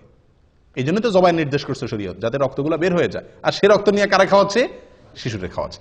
আমি কোরবানির সময় বহু দেখছি যে কোরবানি জবাই করার সময় ওই কাপ নিয়ে এসে ধরে রাখে, রক্ত ধরে নেয়, এবার শিশুরে খাওয়ায়। এই মূর্খতা আমি নিজের চোখে দেখেছি বহুত। আল্লাহ তাআলা আমাদেরকে হেদায়েত দান করেন। জবাই 7 নম্বর দিনে করা সুন্নাত। অনুষ্ঠান বা গোশত খাওয়া আপনি অন্য কোনো দিন করতে পারেন। দেখা যাচ্ছে যে শুক্রবার ছাড়া অনুষ্ঠান করা হয় না, তো অনুষ্ঠানটা আপনি অন্যদিন করেন, কিন্তু জবাইটা কোন দিন করতে হবে? 7 নম্বর দিনে করতে হবে। আকিকার এক জায়গাতে আপনি প্রবাসে আছেন, দেশে বাচ্চা হয়েছে, তো এখানে আপনি কি দিতে পারেন? আকিকা দিতে পারবেন। আবার বাচ্চা হাসপাতালে আছে, 7 নম্বর দিনে এসে গেছে, আকিকা আপনি বাসায় দিতে পারেন। বাচ্চা নানা বাড়ি আছে, আকিকা দাদার বাড়ি দিতে পারেন, কোনো অসুবিধা নাই। বাচ্চা কোথাও আছে এটা দেখার দরকার নাই, যে কোনো জায়গায় দিলেই হলো। 2টা ছাগল দিবেন, ছেলে হয়েছে, দেশে একটা দিলেন, এখানে আরেকটা দিলেন, অসুবিধা নেই, চলবে। আমাদেরও খাওয়ার ব্যবস্থা রাখলেন, শুধু দেশেই সব খাওয়াইলেন না। আকিকার অনুষ্ঠান শেষ, আকিকার ঘরে শেষ কথা, আকিকার অনুষ্ঠান। কি অনুষ্ঠান রে ভাই? আকিকার অনুষ্ঠান। আকিকার অনুষ্ঠান আমাদের দেশে এটা একটা জুলুমের অনুষ্ঠান হয়ে গেছে। আকিকার অনুষ্ঠান করাতে দোষের কিছু না, কিন্তু আকিকার অনুষ্ঠানে যে চাঁদাবাজি হয়, এটা অত্যন্ত নিকৃষ্টতম একটা কাজ। আপনি বলবেন মানুষ খুশি হয়ে দেয়, আমি বলবো না। খুশি হয়ে 100 জন অতিথি থাকলে তার ভিতরে 20 জন হয়তো মন থেকে খুশি হয়ে দিচ্ছে, বা 30 জন দিচ্ছে, বা 50 জন দিচ্ছে। একটি লোকও যদি নাখোশ হয়ে আপনার সিস্টেমের কারণে দিতে বাধ্য হয়, লজ্জায় পড়ে দেয়, তাহলে আপনি তার গুনাহগার। এই উপহারটা আপনার জন্য হারাম হয়ে গেল। নবী সাল্লাল্লাহু আলাইহি ওয়াসাল্লাম বলেছেন, লা ইয়াহিল্লু মালু ইমরিইন মুসলিমিন ইল্লা বিতিবি নাফসিহি। কোন মুসলমানের মাল তার সন্তুষ্ট চিত্তে না হলে, মন থেকে সে খুশি হয়ে না দিলে, বাধ্য হয়ে দিলে, এটা জায়েজ নেই, হারাম। এটা হলো চাঁদা। এটা হলো কি? চাঁদা। আমি বলি মাস্তানরা যে চাঁদাবাজি করে আমাদের দেশে, মাস্তানরা যে চাঁদাবাজি করে, ওইটা আর এই বিয়ের উপহার আর আকিকার উপহার, এই 2 চাঁদা, এটারও আমি চাঁদাবাজি বলি। এই চাঁদা আর মাস্তানের চাঁদা, এই দুটার ভিতরে পার্থক্য একটা, মূল জিনিস একই। পার্থক্য কি? পার্থক্য হলো মাস্তানে চাঁদাবাজি করার সময় কিছু খাওয়াইটা হয় না, ডাইরেক্ট চাঁদাটা নিয়ে নেয়। আর আকিকার অনুষ্ঠান, বিয়ের অনুষ্ঠানে এক থাল খাওয়াইয়া চাঁদাটা নেন। এই হলো 2 চাঁদার ভিতরে পার্থক্য। কিন্তু বেশিরভাগ লোক না হইলেও কিছু লোক হইলেও নাখোশ হয়ে যায়। বিশেষ করে এই অনুষ্ঠানগুলোতে একান্ত কাছের বাচ্চার, খুব কাছের লোক, ফুফু ভাই, এরা হয়তো একটা চেইন দিল, একটা আংটি দিল, বা একটা কিছু দিল, নগদ টাকা দিল, অসুবিধা নেই। কিন্তু অন্যান্য অনেক লোক আছে যারা আকিকার অনুষ্ঠানে খালি হাতে যাইতে পারে না। এই দেশে এই কালচারটা নেই। আমাদের মোহাম্মদ আলী গত শুক্রবারে আকিকার এক দাওয়াত পাইছে, তো আমারে বলে শেখ এরাবিয়ানদের দাওয়াত, তো আমারে বলে শেখ কি নিয়ে যাবো? আমি বললাম যে এখানে তো নেওয়ার সিস্টেম নাই, নিলে তুমি বেকুব হইবা, সবার সামনে শরম পাইতে হবে, কেউ নিবে না, তুমি একলা নিবা। সে আমার কথা শুনে নাই, না শুনে ওই সাবিল থেকে বাচ্চার জন্য গিফট কিনে নিয়ে গেছে। বুদ্ধিমানের কাম করছে, গায়েত রাখছে আগে, নিয়ে আগে বেজ্জত হয় না, যায় দেখে কেউ কিছু আনে নাই, তখন সে একলা নিলে বেকুব হবে না, আর আনে নাই। তো এই দেশে এই সিস্টেমটা নেই। দাওয়াত দিচ্ছেন, খেয়ে চলে যাবে। আপনি দাওয়াত দিয়া টেবিল আর চেয়ার নিয়ে বসা, আমি বলি আকিকা বিয়ের অনুষ্ঠানে যে গেটে টেবিল চেয়ার নিয়ে বসে না, এটা এক তো মাস্তানের চাঁদাবাজির সাথে মিল আছে, আর হলো ভিক্ষুকের ভিক্ষার সাথে মিল আছে। পার্থক্য হলো এতটুকু, ভিক্ষুকে ভাঙা থাল নিয়ে ভিক্ষা করে, আর আপনি টেবিল আর চেয়ার নিয়ে ভিক্ষা করবেন, এই হলো পার্থক্য। ভিক্ষুক ভিক্ষার সময় ভাঙা থাল নিয়ে বসে, আপনি টেবিল আর চেয়ার নিয়ে বসলেন। নিকৃষ্ট একটা কালচার হয়ে গেছে আমাদের দেশে এগুলা, বাধ্য হয়ে মানুষ, এটা সিস্টেম হয়ে গেছে। কেউ যদি বাচ্চাকে খুশি হয়ে কিছু দিতে চায়, ওপেন, আগে পরে কত সময় সে দিতে পারে। এই সময়টাতে আমি গেটে খাতা কলম নিয়ে বসা মানে কি, তুমি না দিয়া ঢুকলে চিহ্নিত হয়ে যাবা, কি দিছো সেটা আবার লেখা হবে। এগুলো একরকম মানুষকে বাধ্যবাধকতায় ফেলে দেওয়া, যেটা উচিত না। আল্লাহ তাআলা মাফ করেন। আকিকার দিনে যে কাজগুলো করা দরকার, বা যে আমলগুলোর কথা আমরা বলছি একজন শিশুর জন্মের পরে, সেগুলো তো আমরা করি না, করি হলো কুকাম। বিশেষ করে ঢাকা শহরে, এখন ঢাকা না সব জায়গাতেই, ম্যাক্সিমাম জায়গাতেই আকিকার যে অনুষ্ঠান করে, আল্লাহ মাফ করুক, রীতিমতো ক্যালকুলেশন করে তো হিসাব বাইর করে, কত খরচ হবে, কত লোক দাওয়াত দেবে, কি গিফট আসতে পারে, কত টাকা আমাদের প্রফিট থাকতে পারে, হিসাব নিকাশ হয়। এটা তো একটা আছেই। আরেকটা অনাচার যেটা বিয়ের ভিতরে হয়, সেটা হলো ব্যান্ড পার্টি এনে, অথবা লম্বা লম্বা বড় বড় ওই যে আপনার সাউন্ড বক্স আনায়া ধুম দাঁড়াক্কা গান চালায় দেয়। আপনারা লক্ষ্য করছেন এটা? কারণ বাচ্চারা আকিকা মানে সেখানে আশপাশে সবার ঘুম হারাম। এটা কি সুন্নতের উপর আমল হলো না তামাশা হলো? এই বাচ্চার উপরে তো আল্লাহর গজব নাজিল হবে রহমতের জায়গায়, যে বাচ্চার আকিকা উপলক্ষে পুরো এলাকা মানুষের ঘুম হারাম। আমি নিজে গতবার ছুটিতে গেছি দেশে, রাত 12টা 1টা বাজে হঠাৎ করে দেখি ধুমধাড়াকা শুরু হয়ে গেছে। 12টার দিকে গভীর ঘুম ভেঙে গেছে। কি ব্যাপার? বিশাল সাউন্ড দিয়ে গান। আমি নেমে বের হলাম, আমার ওয়াইফ বলে যে যাইও না, এত রাত্রে ঢাকা শহরে মানুষ বাসাতে বাইরে না। কি বলো, এই এলাকায় কোনো মানুষজন বসবাস করে না নাকি? বাইর হয়ে যায়, দেখি যে আকিকার ধুমধাড়াকা গান চলতেছে। বললাম যে ভাই, মাথার বিবেক কোথায় গেছে? এই শিশুটার জন্ম হয়েছে, তার জন্য সবাই দোয়া করবে। এই যে আমার ঘুমটা ভাঙাই দিলেন, আমি কি দোয়া করবো না বদদোয়া করবো? আমার মধ্যে শত শত লোক বদদোয়া করতেছে শিশুর জন্য, আর আপনি ধুমধাড়াক্কা গান লাগাই দিচ্ছেন। মূর্খতা কোথায় গিয়ে ঠেকছে?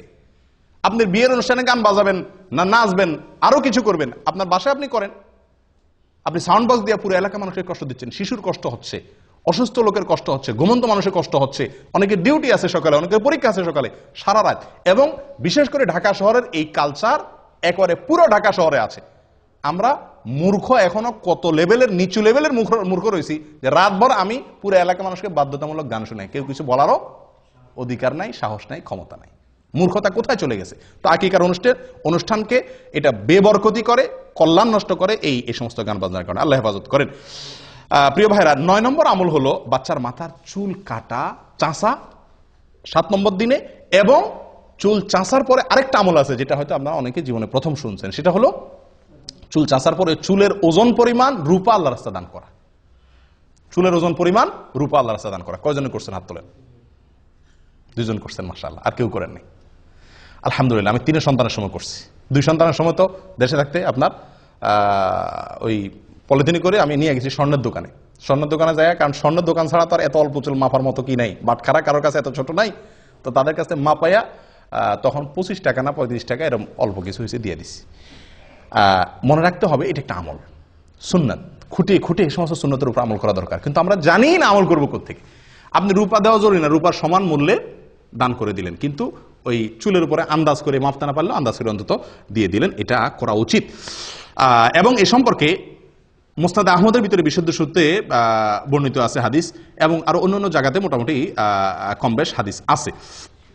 তার ভিতরে একটা হলো আবু রাফি রাদিয়াল্লাহু তাআলা আনহু বলেন, যেটা মুসনাদ আহমদের ভিতরে আসছে, তিনি বলেন যে নবী সাল্লাল্লাহু আলাইহি সাল্লাম যখন হাসান জন্ম হয়েছিল, তখন এই শিশুর মা ফাতেমা রাদিয়াল্লাহু তাআলা আনহাকে বলেছেন, ইহলিকি রাসা, এ ফাতেমা, এই ছেলের চুল চাঁচো, ওয়া তাসাদ্দাকি বিওয়াজনি শারিহি ফিদ্দাতান আলাল মাসাকিন, মিসকিনদেরকে এই বাচ্চার চুলের ওজন পরিমাণ রূপা দিয়ে দিও।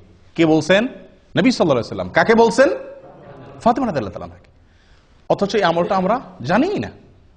এটা করার চেষ্টা করবেন তো ইনশাআল্লাহ, আল্লাহ তাআলা তৌফিক দান করুন। 10 নম্বর আমল হলো, এটা আরো বিদায় হয়ে গেছে, এটা আমি নিজেও জানতাম না, এবং আমার 3 সন্তানের কোনোটা সময় করি নাই। সেটা হলো যে সন্তান জন্মের পরে জাফরানের কালার দিয়ে টাকের মধ্যে একটু লাগাই দেওয়া, মাথা কালার করা, হালকা একটু আনন্দের অংশ হিসাবে। এগুলো কোনো জরুরি আমল না, কিন্তু হাদিসে বর্ণিত আছে। হাদিসটা শুনেন, আয়েশা রাদিয়াল্লাহু তাআলা বর্ণনা করছেন, এবং এটি সহিহ ইবনে হিব্বার ভিতরে আছে, এটাও সহিহ ভিতরে বর্ণিত। তিনি বলেন, জাহেলি যুগের মানুষ, আইয়ামে জাহেলিয়াতের যুগের মানুষ আকিকার পশুর রক্ত নিয়ে বাচ্চার মাথা চুল চাচার পরে ওটাতে কি করতো? মাখায় দিত।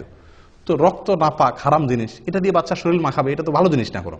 নবী সাল্লাল্লাহু আলাইহি ওয়াসাল্লাম তখন নির্দেশ করলেন সাহাবীদেরকে, ইজআলু মাকানাদ দামি খালুকান, তোমরা রক্ত না মাখায়া রং মাখাও। জাফরানের রং হলে সবচেয়ে উত্তম বা বেস্ট। এটা কোনো জরুরি কোনো আমল না, করতে পারলে করলেন, না করতে পারলে নাই। এবং একইভাবে সুনানে আবু দাউদের ভিতরেও এই বিষয়ে হাদিস বর্ণিত আছে, বুরায়দা রাদিয়াল্লাহু তাআলা থেকে একই জিনিস প্রমাণিত হয়। তাহলে 10 নম্বর আমল হলো মাথায় রং দেওয়া, এবং সেটা চুল চাঁচাটা ছেলে হোক মেয়ে হোক সবার জন্য 7 নম্বর দিনে হলে উত্তম এবং সুন্নাত। 11 নম্বর শেষ আমল, 13টা বলছিলাম না, 13টা না 11টা ভুল বলছি। 11 নম্বর শেষ আমল হলো খাতনা করা। কি করা ভাই? খাতনা মানে মুসলমানি করা। এবং এই মুসলমানিটা 7 নম্বর দিন করা উত্তম। কবে করা উত্তম? 7 নম্বর দিনে। চিন্তা করেন, এত ছোট বাচ্চারা কেমনে মুসলমানি করাবে? ছোট থাকতেই মুসলমানি করাতে সুবিধা, ছোট থাকতেই মুসলমানি করতে সুবিধা। আমার ছোট ছেলেটাকে এখানে মুসলমান করছি 7 নম্বর দিনে। মুসলমানি করে ডাক্তার নার্স আইনে আমার কোলে দিল, 1 ফোঁটাও কাঁদে নেই বাচ্চা। পরে একটু হালকা করে কাঁদছে, এবং কয়েকদিনের ভিতরে শুকায় গেছে, আমরা টেরই পাইনি। কিন্তু বড় ছেলেটাকে মুসলমানি করাইছি, বড় হওয়ার পরে ওইটা মুসলমানি করার সময় মনে হয় হাসপাতাল মনে ভেঙে ফেলবে অবস্থা করে ফেলছে। আর গ্রাম দেশে যদি মুসলমানি করানো হয়, হায় রে হায়, ওরে দৌড়াইয়া ধরতে তো 3 জন লাগে। বেচারারে দৌড়াইয়া ধরে আনলেন, এরপরে হাত বাঁধরে, পাও বাঁধরে, একজনের পাও ধরো, একজনের হাত ধরো, একজনের চোখ বাঁধো, এরপরে ছেলের কান্দা, এরপরে ছেলের মার কান্দা, ছেলের বাপের কান্দা, পুরো এলাকা গরম হয়ে যায়, তাই না? কারণ ওই সময় আসলেও কষ্ট হয়। যত বড় হয় তত মুসলমানি করা কষ্ট হয়, যত ছোট থাকতে মুসলমানি করাবেন তত সহজ। 7 নম্বর দিনে করতে পারলে সবচেয়ে ভালো। হাসপাতালে নিয়ে যান, ডাক্তারদের বলেন করে দিবি, একেবারে টেরি পাবে না, সবচেয়ে সহজ। যাই হোক, এইটা 7 নম্বর দিনে করতে হবে এমন কোনো জরুরি না, কিন্তু এটা খুব গুরুত্বপূর্ণ। এই যতগুলো আমল বললাম 11টা, এর ভিতরে সবচাইতে জরুরি আমল হলো এই শেষেরটা, খাতনা করা। এটাকে সুনানুল ফিতরা বলা হয়েছে। এমনকি এই খাতনা মেয়েদেরও করাইতে হয় যদি প্রয়োজন হয়। এই খাতনা হলো লজ্জাস্থানের সামনে যে অতিরিক্ত অংশ চামড়া দলা হয়ে থাকে, এর পেঁচে পেঁচে পেশাব থাকে, নাপাক থাকে, পরে এগুলো অ্যালার্জি হয়, স্বাস্থ্যের জন্য ক্ষতি হয়, নাপাকও থাকে, অনেক সমস্যা হয়, এটাকে কেটে ফেলে দিতে হয়। তো আমাদের দেশে সাধারণত মেয়েদের শারীরিক গঠন সেরকম না, যার কারণে আমাদের দেশে এটা প্রয়োজন হয় না, কিন্তু অনেক দেশে প্রয়োজন হয়। শারীরিক গঠনের কারণে খাতনা বাচ্চাদেরও, মেয়েদের ক্ষেত্রেও করতে হয়, কিন্তু ছেলে মেয়ে সকলের জন্য এটা বিধিবদ্ধ। তাহলে মোট 11টা আমল আমরা জানলাম। কার জন্য এগুলা? একটা শিশুর জন্মের পরে তার অভিভাবকদের বা আমাদের অন্যদের করণীয় 11টা আমল আমরা বলি তো বাই সিরিয়াল। প্রথম আমল কি? সহবাসের সময় দোয়া করা, শয়তানের আশ্রয় চেয়ে নেওয়া। নাম্বার 2, ভূমিষ্ঠ হওয়ার পরে আল্লাহর আশ্রয় চাওয়া এবং বদনজর থেকে বাঁচার জন্য দোয়া করা। এটা কোনো নির্দিষ্ট সময় ঠিক করা নাই। 3 নম্বর, সন্তান কোনো বাচ্চার জন্মগ্রহণের সংবাদ শোনার পরে ছেলে মেয়ে হয়েছে, কোনটা হয়েছে এটা না জিজ্ঞেস করে আগে আলহামদুলিল্লাহ রাব্বুল আলামিন বলে আল্লাহ শুকরিয়া আদায় করা। 4 নম্বর আমল বলেন, আপনারা কি শুনছেন? আকিকা বহুত পরে আজান দেওয়া, বাচ্চার কানে আজান দেওয়া 4 নম্বর। 5 নম্বর হলো তাহনিক করা, তাহনিক, খেজুরের রস তার মুখে দেওয়া 5 নম্বর। 6 নম্বর আমল বলেন।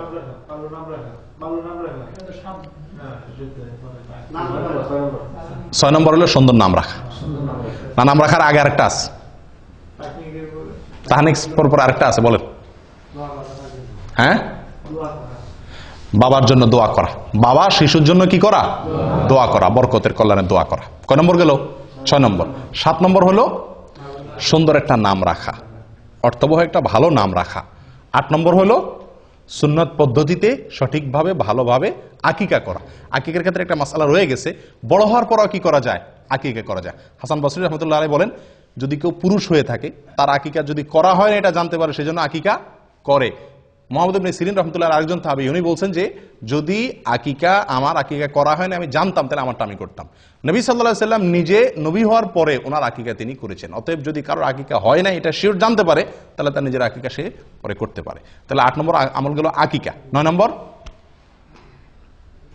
চুল চাঁচা এবং চুলের ওজন পরিমাণ রূপা আল্লাহ সাদান করা, তার সমমূল্য। 10 নম্বর আমল হলো জাফরানে কালি দিয়ে মাখানো। 11 নম্বর আমল হলো খাতনা করা। আল্লাহ তাআলা আমাদের সকলকে এই সবগুলোকে আমল করার তৌফিক দান করে। জাযাকুমুল্লাহ ওয়া আখিরু দাওয়ানা আনিল হামদুলিল্লাহি রাব্বিল আলামিন।